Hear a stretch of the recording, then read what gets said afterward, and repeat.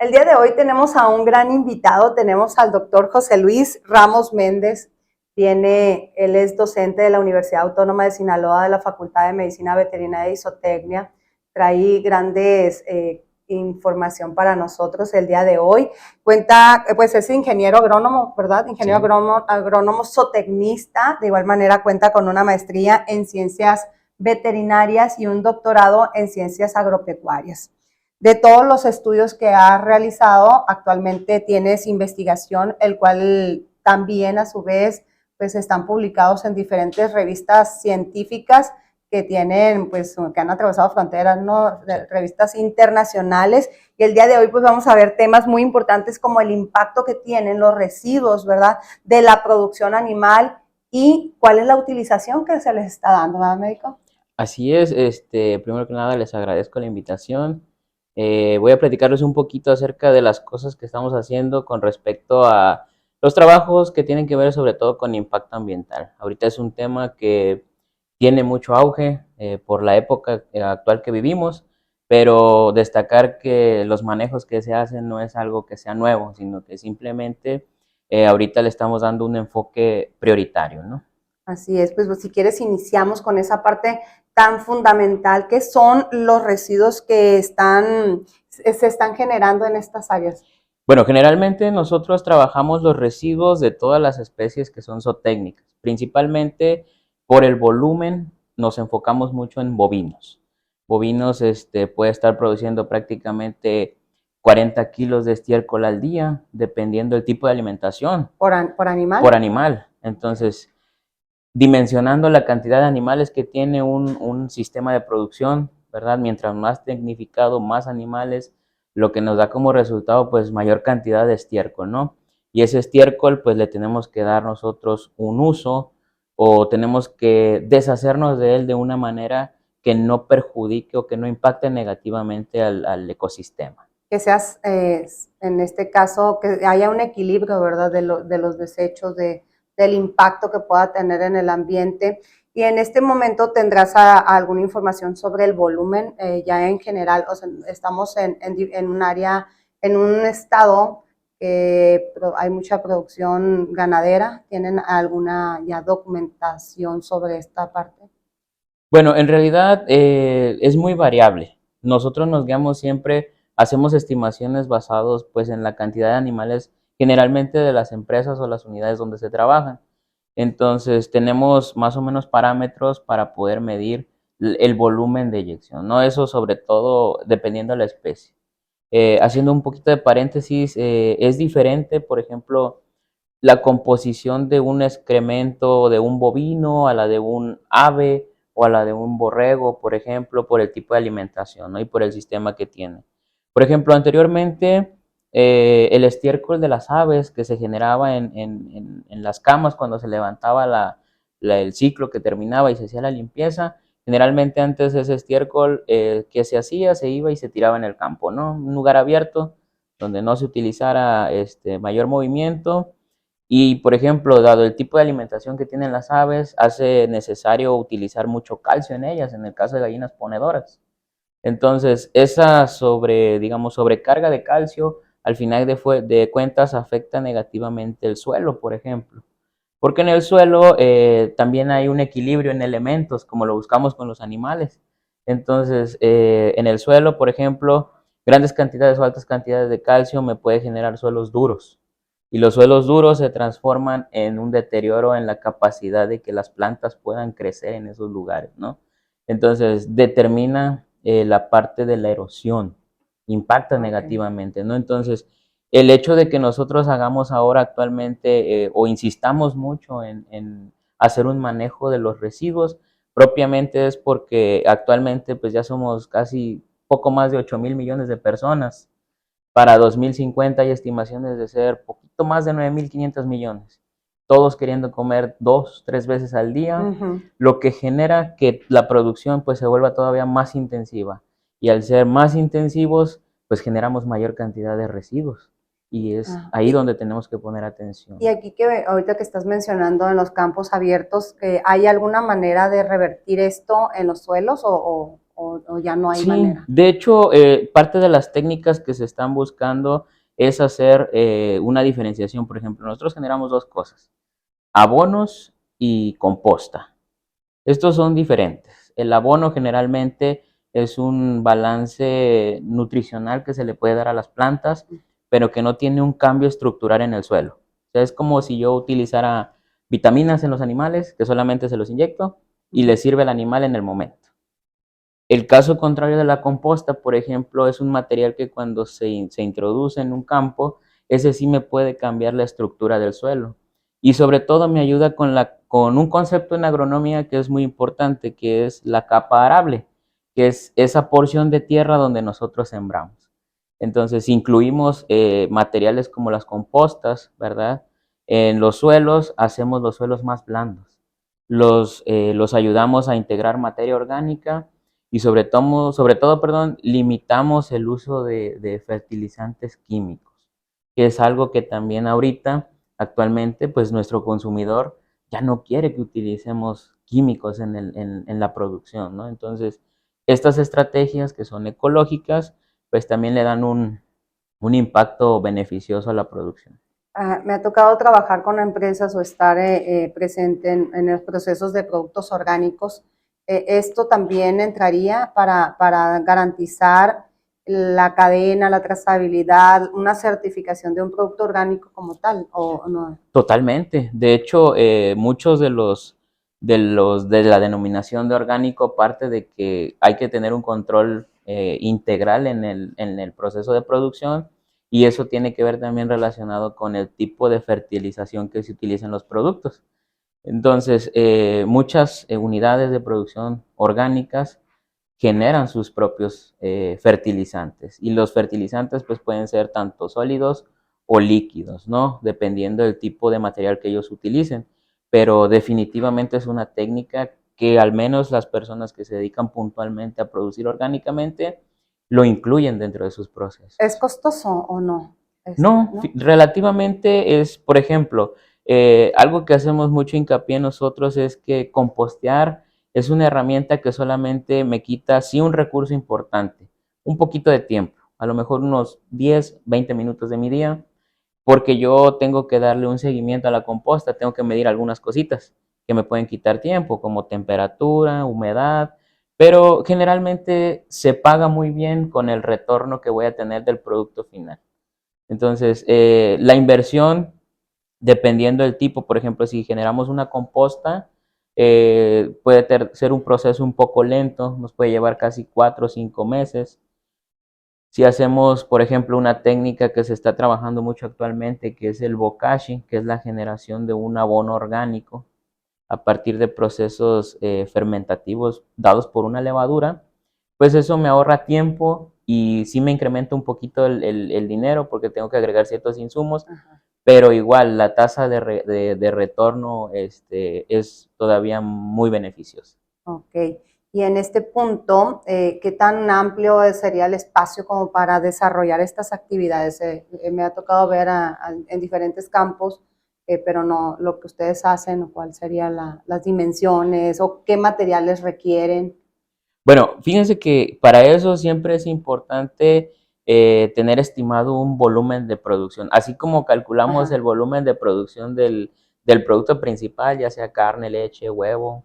También tenemos que hacer una estimación de la cantidad de desechos que vamos a poder obtener durante un ciclo de producción. En base a eso podemos hacer estimaciones para determinar cuánto espacio. Lo cierto es que, por ejemplo, el manual de buenas prácticas pecuarias incluye un apartado donde habla sobre manejo de residuos y Ujú. ahí nos dice ciertas características, por ejemplo, del espacio físico, que no debe ser un sitio que esté cerca de cuerpos de agua, que debemos de cuidar, ¿verdad? Que no se encuentre cerca de la unidad de producción donde están nuestros animales. Son puntos muy específicos, pero que se pueden solventar y todo va a estar en función de nuestra cantidad o nuestra estimación de residuos que pudiéramos tener durante un ciclo. Y libre de plagas, ¿no? También que no ande, por ejemplo, los perros, gatos que anden ahí cerca. ¿Cómo protegen esta parte para De evitar la hecho, eso es plaga? un proceso muy interesante. La composta, cuando nosotros composteamos el estiércol, Generalmente parte del proceso es elevar la temperatura. Ok. Es materia orgánica al final del cuento, el estiércol. Tiene Ajá. una carga bacteriana inclusive. Y no dejando de lado de que es un estiércol, pues también tiene bacterias tanto que son beneficiosas para nosotros y otras que no tanto, como E. coli o Ok. salmonelas. Entonces, algo que es muy peculiar del proceso de compostaje es que generalmente modificamos mucho estas situaciones con el manejo de temperatura. Al tener mucho nitrógeno, mucha materia orgánica, incrementa su temperatura y estas bacterias patógenas sobre todo son muy termolábiles, son susceptibles a cambios bruscos en temperatura. Entonces nosotros generalmente subimos temperatura, la volteamos para bajar la temperatura, hacemos un manejo porque si no el material también se nos puede incluso hasta quemar. Ujú. Entonces hacemos Cuando dices un, volteamos, ¿es estar moviendo las camas? sí, es Ah, estar volteando ajá. constantemente el material. De hecho, bueno, se puede hacer de manera artesanal, Ok. una pala, a puño, cuando es poco, pero por ejemplo en unidades de producción ya grandes, hablamos de más de 5,000, 6,000 cabezas de ganado, ya hay implementos, se llaman composteadoras. Estas tienen los mismos principios que es lo que hacemos nosotros, que es airear y humedecer. Entonces, básicamente con ese manejo de temperatura, muchas bacterias y sobre todo insectos también, o inclusive animales que puedan estar cerca de la zona, no toleran el hecho de acercarse por el gran calor que desprende el ¿Y el material. olor, doctor, cómo es? El olor los primeros días es muy notorio, es Ajá. estiércol, generalmente huele muy peculiar a estiércol, pero conforme se va degradando la materia orgánica, prácticamente el sustrato queda como si fuera suelo, una porción que no tiene olor, tiene un color muy característico, pasa de ser, por ejemplo, ese color característico del estiércol y se ve como una tierra negra, ¿no? Ahí es cuando ya cambia sus particularidades, pero sin olores, sin malos olores, sanitizada prácticamente por el mismo proceso y muy viable para fertilizar. Y en este caso, ya es que hay muchas comunidades que pueden estar cerca de estas áreas donde están procesando. Me imagino que también se tienen los cuidados de la dirección del aire, no sé, algunos factores que se tengan que evaluar para colocar las camas o la manera, ¿no? Del proceso, ¿o no? Sí, es Sí. correcto. La dirección del viento es muy importante porque, por ejemplo, cuando se hace el manejo de excretas, como la excreta de los cerdos, la excreta de los cerdos es demasiado fuerte, el olor es muy fétido. Ajá.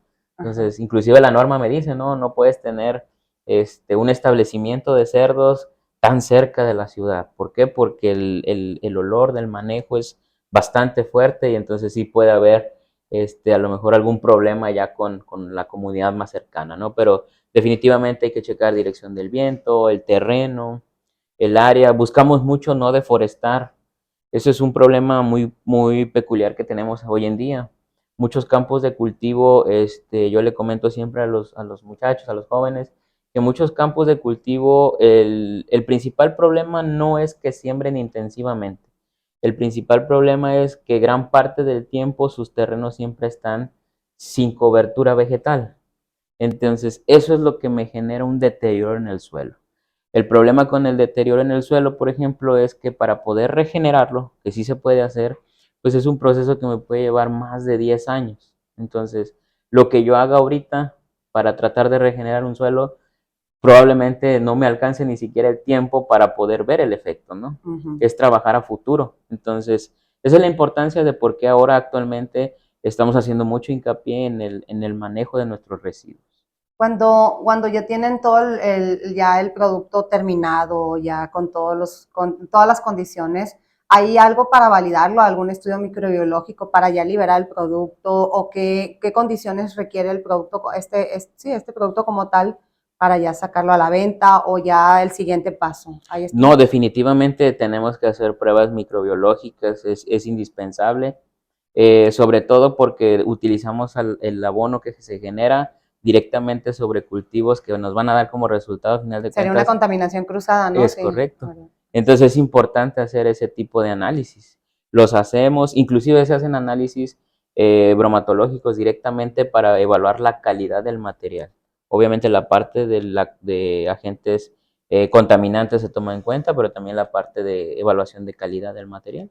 Como todo está enlazado, ¿no? Por ejemplo, estamos hablando de este proceso de residuos que se transforma, hay una conversión, un cambio y que se lleva a las siembras, por ejemplo, y esas siembras en algún momento también tiene para semillas, etcétera, y viene el animal y vuelve a consumir este producto. Y si hay una contaminación o un tipo de microorganismos, pues va a ir pasando de una etapa a otra, ¿no? Entonces, de algo tan importante, algo que estás buscando para la mejora, al contrario, está siendo no efectivo, ¿no? Y una contaminación cruzada. Entonces, es lo que mencionas, el que hagan liberaciones de microorganismos patógenos como salmonella, listeria, E. coli, no sé qué tipo de serotipos pudiera estar presentes ahí, el que hagan un programa de reducción de patógenos, que es algo muy importante para toda la industria, es excelente, ¿no? Que tengan esa garantía de la composición de estos residuos como tal, ¿verdad?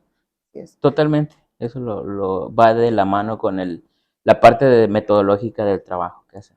Ok, y en este punto hablamos también de aquellas empresas como, pues hay muchas empresas aquí que te puedo dar nombres, pero bueno, los voy a omitir, pero que trabajan con bovinos, porcinos, equinos, aves, y que buscan una certificación para esa engorda, por ejemplo, los establos lecheros también, o sea, cómo la recolección, o sea, si es, es una inspección por parte de las autoridades o ya es a criterio de los dueños de la empresa, o si ya es por normativa, o cuál sería esta parte. Okay. Bueno, actualmente no hay una certificación como tal estrictamente para la parte directamente de manejo de residuos, Okay. pero sí cuando queremos certificarnos la unidad de producción como una unidad que realiza buenas prácticas pecuarias, que esta sí es una certificación, pues ahí sí los organismos evaluadores sí verifican puntualmente cómo es que se deshacen de sus residuos, ¿no?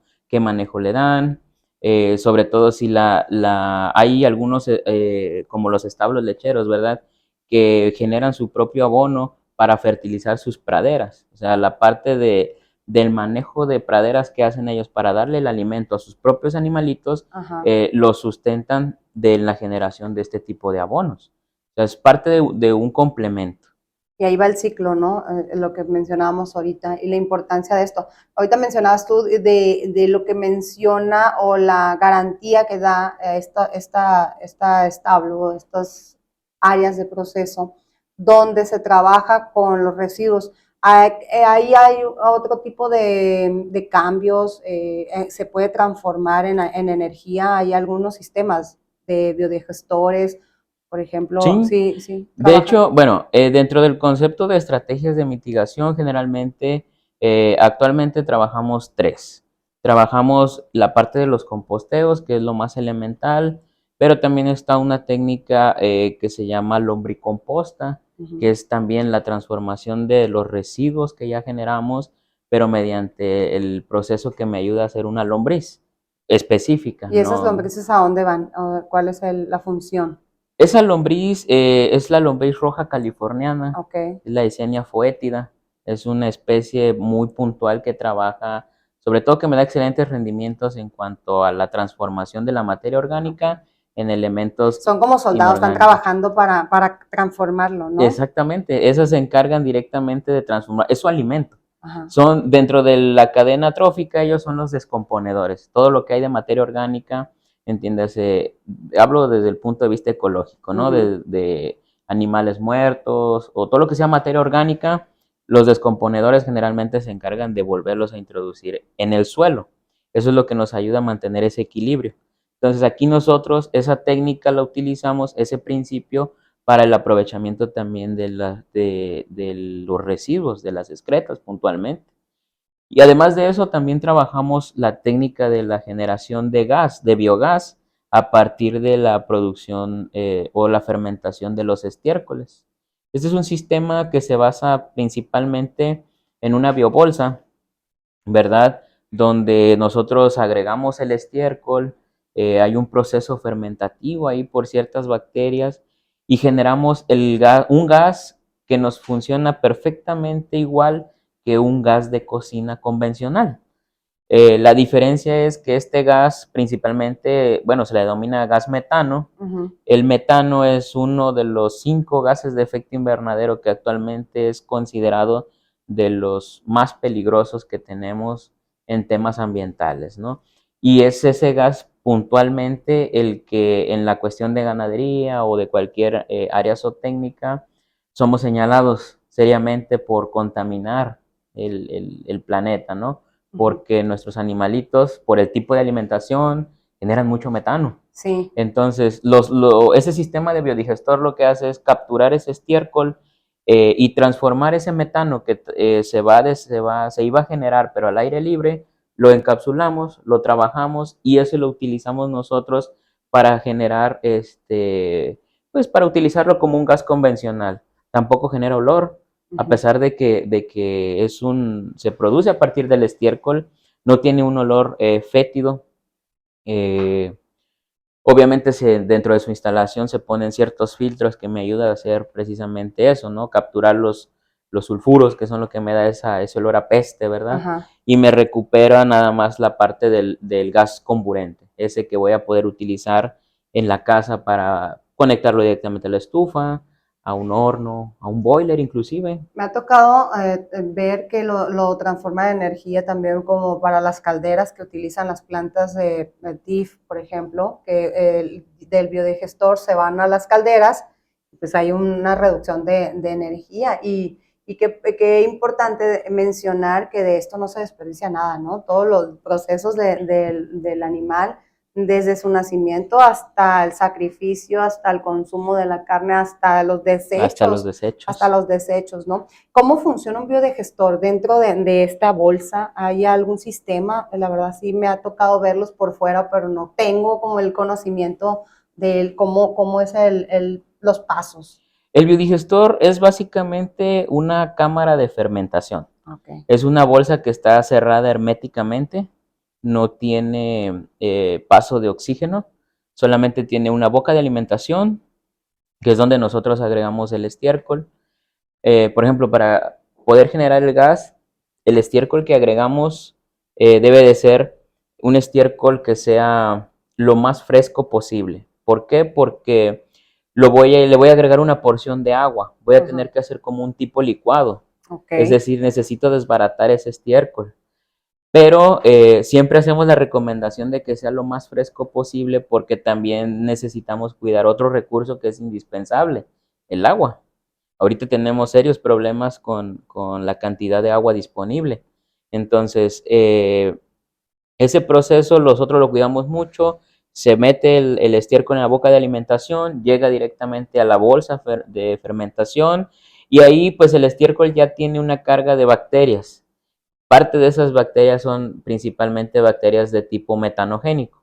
Lo que se hace en la biobolsa es generar el ambiente necesario para que esas bacterias crezcan y conforme van consumiendo la materia orgánica, el mismo estiércol, me van produciendo el gas. Es un metabolito secundario de ellas que me generan.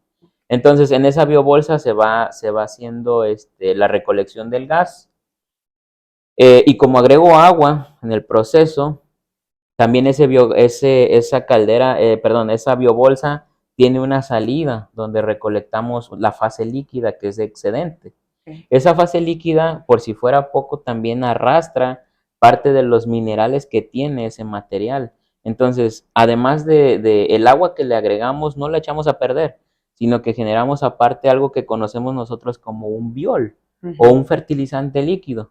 Que ese también tiene una aplicación directamente, por ejemplo, si hay sistemas de cultivo que son de riego por goteo, se le puede agregar el biol y fertilizan. O lo pueden utilizar de manera foliar directamente en la planta y funciona igual que el abono que va directamente en tierra, ¿no? Entonces ahí generamos el gas y ya sale directamente la línea de conexión que va hacia la caldera. Efectivamente, hay unidades de producción, por ejemplo, que han reducido mucho sus costos a partir de la implementación de biodigestores, porque, por ejemplo, la dieta en el caso del ganado bovino que está en estabulación principalmente es grano. Y una de las formas en la que se ofrece el grano, pues es en maíz en hojuela. y para poder hacer una hojuela necesita pasar por una cocción a vapor. Ujú. Y esa cocción a vapor necesita gas. Entonces, en lugar de utilizar el gas convencional, el licuado, el LP, Ajá. utilizamos el gas que generamos a partir del mismo estiércol que se recolecta directamente en los corrales. Oiga, doctor, ¿qué pasaría si actualmente no se tuviera conocimiento de lo que estamos platicando o que simplemente no se estuviera haciendo? ¿Cuáles son los riesgos para el ambiente, para nosotros? Bueno, incrementamos en gran medida la cantidad de metano. Hay muchos mitos en contra de metano y los gases de efecto invernadero. Es algo que me gusta mucho recalcar porque generalmente nosotros pensamos que metano es un gas que tiene una duración bastante grande en el ambiente, ¿no? Estudios nos han indicado que el metano tiene una vida a menos en el ambiente de unos 10 años, siempre y cuando ciertas condiciones no se modifiquen, por ejemplo, la cantidad de individuos que me producen ese metano, Ujú. sino que sea un flujo constante. Mientras no haya un cambio en los patrones de producción de metano, me puede durar 10 años. Pero, por ejemplo, gases como el dióxido de carbono tiene una vida en ambiente de hasta poco más de 1000 años. Entonces, hay una diferenciación ahí muy importante. Sin embargo, metano es de los gases que nosotros podemos mitigar con mayor facilidad, porque inclusive desde el alimento que le ofrecemos nosotros a los animales, ya podemos empezar directamente a mitigar la producción de metano. El metano es un gas que se produce sí o sí en los animales. Ese está presente todo el tiempo. Pero ya hay estrategias, inclusive alimenticias, que me ayudan a reducir mucho lo que puede producir un animal. Así es. ¿Cuál es actualmente, cuál es el estado o la cantidad de empresas que están comprometidas con este sistema o la conciencia que hay, o sea, la apertura, ¿verdad?, de utilizar estas nuevas técnicas que son tan favorables para el ambiente? De hecho, a mí en lo particular me ha sorprendido esto porque al menos aquí en el estado, en Sinaloa, hay dos empresas grandes que ya tienen funcionales este tipo de biodigestores, por ejemplo, Ujú. ¿no? Funcionales. En el caso de las compostas, en todo el centro y sur del estado, me ha tocado ver algunas engordas que ya practican el composteo también. O sea, es una técnica que se ha estado implementando, se ha estado utilizando actualmente y es bueno ver que las empresas tienen esa apertura para poder realizar un manejo adecuado de sus residuos. Así es. Tocando el tema de inocuidad, ¿cuál es el impacto positivo que ha habido para garantizar que nuestros alimentos sean aptos para el consumo humano? O sea, ¿cómo está relacionado esta parte con la inocuidad? Bueno, yo lo considero también desde el punto de vista de que cuando creamos abonos orgánicos, ayudamos en gran medida al hecho de nutrir puntualmente plantas, ¿verdad? Que van a darnos como resultado algo mejor jitomate, chile, cebolla, que son los cultivos que mayor consume generalmente el sinaloense, ¿no? Ujú. Que tiene mucha apertura aquí. Entonces, el hecho de que nosotros cuidemos mucho el aspecto en la forma en la que desarrollamos estos abonos orgánicos, que los hagamos, digamos, cuidando siempre la forma correcta de hacerlos, garantizamos en gran medida, número uno, incrementar sobre todo la confianza del consumidor, de que lo que él va a comer es un producto que no le va a generar ningún daño, ¿no? Nosotros mismos tenemos el dicho de que si yo produzco algo y yo soy el primero que lo consume, por supuesto que ustedes lo pueden hacer, Ajá. ¿no? Entonces, en la parte de inocuidad definitivamente estamos trabajando todo el tiempo, eso es uno de los retos que tiene la producción animal, mejorar la confianza que tiene el consumidor hacia nosotros, ¿no? Y parte de comunicarle a la gente qué es lo que hacemos, yo creo que en gran medida nos ayuda a disolver muchas dudas en ello. Mencionamos al principio que tienes mucha pues, investigación sobre estos temas. ¿Cuál ha sido tu aportación en estas actividades como tal? Por ejemplo, hemos hecho trabajos en los que hemos medido o evaluado estos sustratos que nosotros mismos generamos, los hemos evaluado en cultivos de rápido crecimiento, por ejemplo, como rábanos o cilantros, que son cultivos que crecen extremadamente en un corto tiempo. Ajá. Entonces, estos materiales que nosotros generamos, ahí los probamos. Probamos la viabilidad, la tasa, si es un sustrato que sea de rápida germinación, que me ayude a conservar sobre todo la humedad, que es algo muy importante que debe de estar en el suelo, ¿verdad? Y que me permite la germinación de las plantas. Entonces, definitivamente hemos trabajado mucho en la parte de generación de abonos orgánicos, principalmente.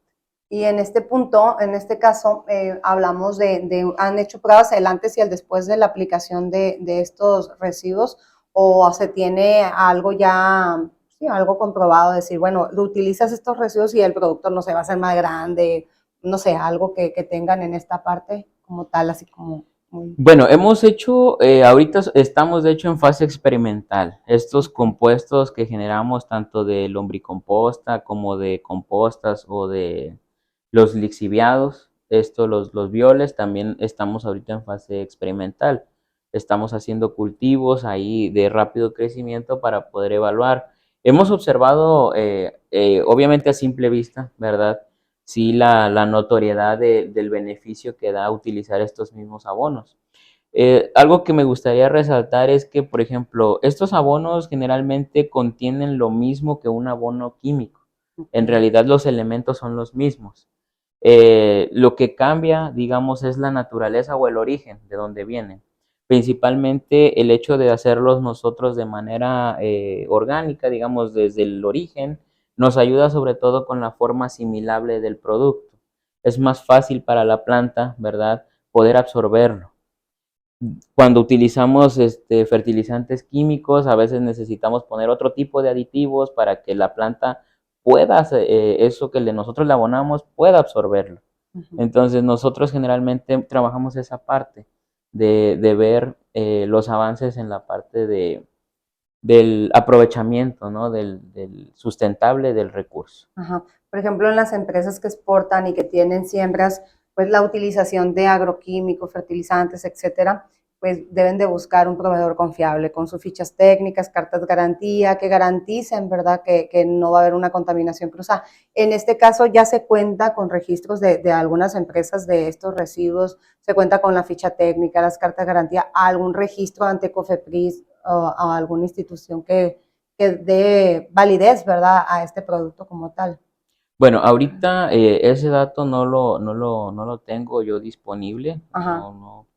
Nosotros estamos en esas pruebas tratando sobre todo de garantizar primero el producto, su eficiencia. O sea, necesitamos para poder dar ese salto, necesitamos garantizar que el producto que generamos, para empezar, funcione para la actividad principal.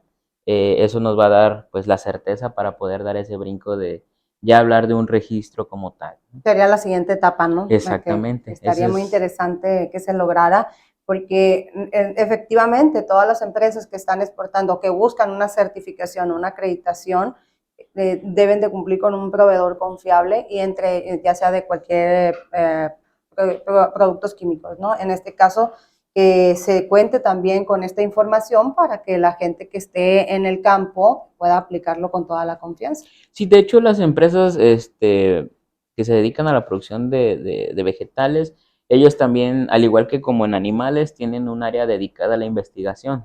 Uh-huh. Entonces, como tal, a lo mejor no vamos a encontrar un proveedor confiable, en este sentido, una figura pues que sea un proveedor confiable, pero sí generalmente las mismas empresas son las que empiezan a levantar la mano y empiezan a hacer estos procesos y los empiezan a aplicar en in situ, ¿no? Ahí en el lugar donde ellos están, donde están generando los alimentos. Y aquellas empresas que actualmente pues, no tienen esa conciencia o ni conocimiento, porque hay gente que no tiene nada de conocimiento sobre qué podrían hacer con estos desechos, a dónde van esos desechos como tal. Esa es la parte que nos interesa saber, sobre todo, porque Porque es una gran cantidad la que se y está... hoy en día, a pesar de que ya tenemos ese dato de que estamos ante un cambio climático ya presente, todavía seguimos en algunas partes, se sigue trabajando de forma tradicional, de esta forma en la que yo aprendí de mi abuelito, ¿verdad? Lo que me enseñó mi papá, eso es lo que estoy trabajando. Entonces, Hay gente que todavía actualmente, por ejemplo, hace algo que ya está prohibido, por ejemplo, en la Unión Europea, que es quemar su cultivo, ¿no? Ya ahorita está prohibido, prenderle. Aquí actualmente siguen quemando, ¿no? Me ha Sí, tocado a mí me ha varios tocado ver cultivos. bastante, que es una técnica muy común. Y cuando Ahorita, queman, pues y también quemas nutrientes. Me imagino que también debe haber una afectación fuerte para la tierra, para el campo como tal. sí, es que en ese sentido hay otro punto muy importante. Para poder aprovechar, como le dije hace ratito, los nutrientes, la planta como tal, no nada más necesita que esté el mineral. Ujú. La parte de los ecosistemas, cuando estudiamos los ecosistemas, el grupo denominado descomponedor, estos insectos, estas lombrices, estos microorganismos que están inclusive ahí en el suelo, que viven ahí, son los que se encargan de hacer que todos esos nutrientes la planta los pueda asimilar. Si no están esos descomponedores, difícilmente puede haber una asimilación, aunque haya ese elemento en el suelo. Entonces, cuando quemamos, por ejemplo, pues es un incremento de calor, de temperatura, y muchos de estos insectos mueren. Ujú. Entonces, me da como resultado que mi suelo se me empieza a hacer infértil. ¿Por qué? Pues porque las especies de animalitos que vienen ahí, insectos, que son estos que me van a ayudar a nutrir a mis plantas, yo mismo los mato cuando los quemo. Oiga, Doc, ¿y cuál es el objetivo de quemar los cultivos con las personas que hacen esta mala Bueno, práctica? principalmente es reducir las labores de trabajo. El material, el residuo que queda, como es materia orgánica, se quema y se reduce prácticamente a nada, ¿no? Entonces, en realidad les reduce parte de las actividades físicas que tienen que hacer, ¿no? Que sabemos que el campo, pues, es una actividad que demanda mucha energía. Entonces, estas técnicas se hacen sobre todo para reducir tiempos al momento de hacer labores agronómicas. Por eso es una práctica que generalmente pues la tenemos muy arraigada, ¿no? Porque eficientamos el tiempo ahí. Pero por ejemplo, ahorita hay un concepto que estamos trabajando, que se está tomando auge también, que se llama agricultura de mínima labranza. Que esto es que en lugar de que corten, quemen, eso mismo que tienen ahí lo dejen como si fuera una cama. Okay. Esa cama me va a permitir, por ejemplo, controlar ahí mismo la humedad, que no se me vaya la humedad, me va a mantener el suelo y sobre todo le va a dar un microambiente a esos microorganismos que tienen que estar ahí.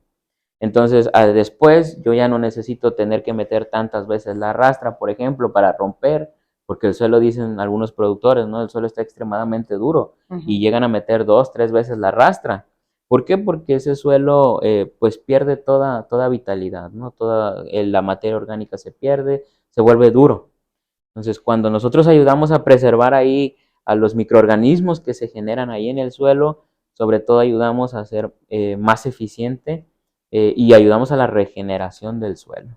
Y ahí la importancia de tener un especialista, ¿verdad? No estamos como acostumbrados a que en los campos abiertos se cuente con personas de profesionistas, agrónomos, ¿verdad? Ujú. Que lleven, lo ven como un gasto, Sí, pero al final, si sacan cuentas, pues es una gran inversión. Todas las malas prácticas que se hacen, pues vienen y perjudican o impactan tremendamente en el desarrollo de las plantas, en también eliminar esos microorganismos que también, o plagas que son nobles, ¿verdad? Para el mismo proceso.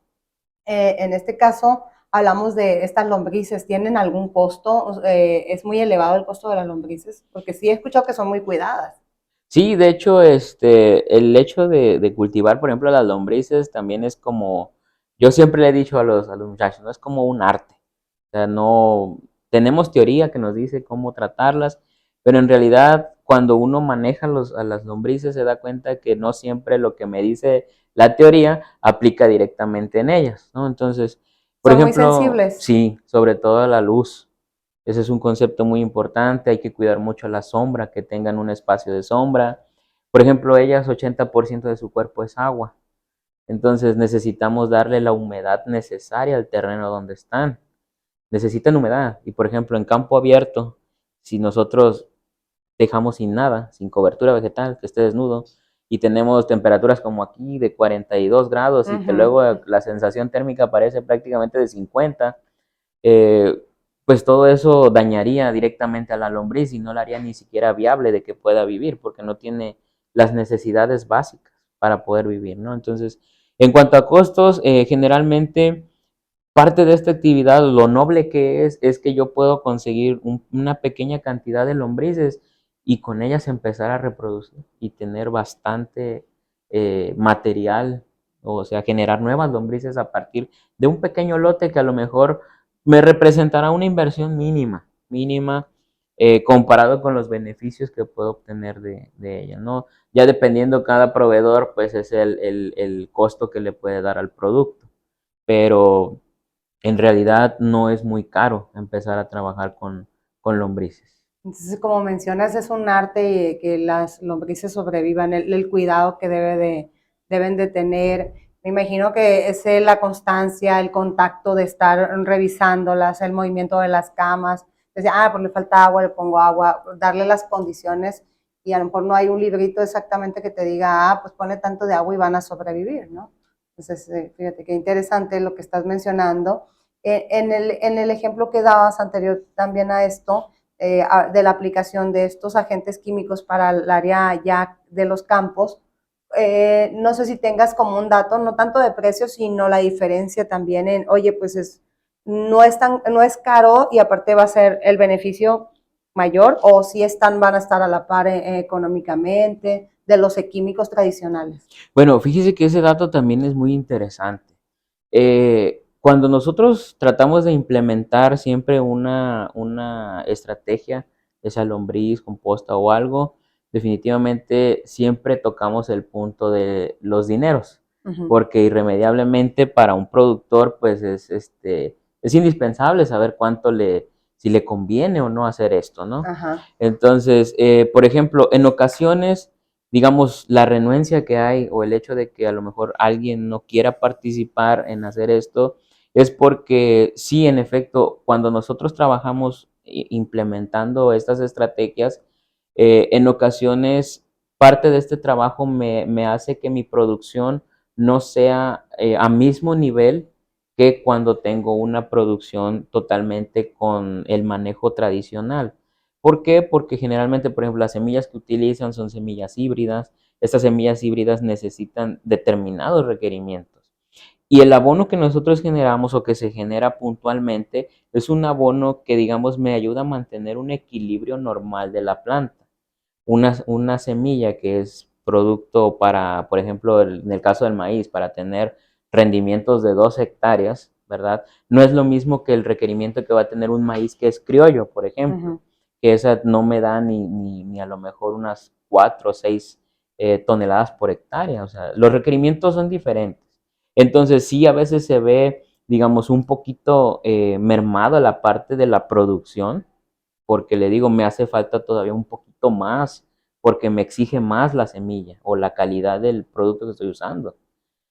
Pero lo vemos sobre todo con la parte del retorno hacia el ecosistema. Esa es la parte medular. Yo lo que siempre les recalco, todos vivimos en un mismo suelo, no hay más. Entonces necesitamos cuidarlo, porque si nosotros no lo cuidamos, ¿quién lo va a hacer? No va a haber otro suelo. Ya en internet a veces me sorprendo cuando veo noticias de que ya queremos colonizar otro mundo, otro planeta para crear vida ahí. Entonces imagínense, si tenemos las mismas tendencias que hacemos aquí, pues no nos van a alcanzar los planetas del universo, porque todo el tiempo vamos a tratar de estar buscando un nuevo lugar, ¿no? Entonces, mi idea siempre ha sido esa, de introducir a los productores en el manejo de estas tecnologías de producción orgánica, sobre todo enfocado en el cuidado del ambiente. Mientras nosotros ayudemos a tener suelos saludables, eh, bien en su composición, pues los beneficiados somos todos, porque del suelo, pues prácticamente dependemos todos. Así es. ¿Tienes alguna información sobre teorías de no cumplir con estas buenas prácticas en su momento? algunas teorías que puedan impactar a 10, 20, no sé cuántos años, que ya haya un estudio, ¿verdad?, con los antecedentes que tenemos. Más que teorías, yo siempre lo he relacionado con los fenómenos que vivimos hoy en día. Muchas veces, por ejemplo, vemos en las noticias a veces de que cambia drásticamente la situación de climas, por ejemplo, de un área particular, ¿no? A mí me ha tocado ver que, por ejemplo, familiares me dicen, no, es que aquí sabía llover de esta temporada, y ahorita nada, no llueve, Ujú. no hay agua, y estamos todos preocupados. Y yo siempre les hago mención de eso, de que, por ejemplo, los árboles o cualquier planta, no nada más me sirve para tener al suelo unido, sino que parte del ciclo del agua, cuando estudiamos el ciclo del agua en la primaria, les decía Ujú. yo, una parte del ciclo del agua me dice, necesita forzosamente pasar por el suelo. Y si no hay plantas, pues no, el ciclo del agua también se vuelve inestable. Y muchos cambios que vemos hoy en día en cuanto a la cuestión ecológica, pues están relacionados directamente con estas situaciones de deforestación. Entonces, muchos escenarios que hoy en día vemos, yo sí a lo mejor no estará tan científicamente justificable, pero sí los asocio directamente con estas malas prácticas que hemos hecho a través del tiempo. Y sobre todo porque ahorita ya somos más. Antes a lo mejor no veíamos estos efectos porque la población no era tan grande, pero ahora que somos muchos y que tenemos que hacer mucho alimento para toda la gente, pues ya vemos más rápido estos deterioros. Y en unos años más seremos más, ¿verdad? Sí, y ese es el problema, Hasta, que la tendencia, por ejemplo, de nacimientos en el mundo, pues incrementa todos los días.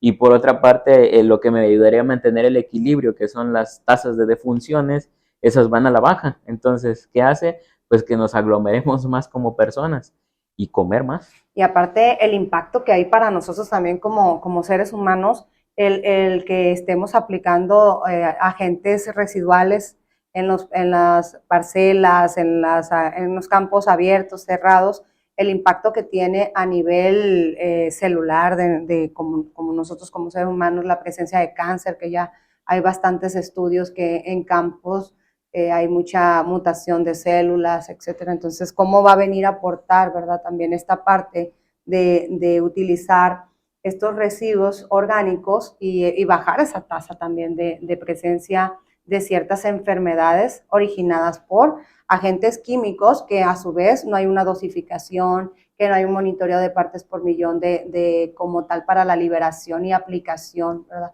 Y que al final el utilizar lo más que se pueda de estos productos y no hablando en general, pues va a contribuir a que tengamos un ambiente controlado, que tengamos una estabilidad en todos los sentidos.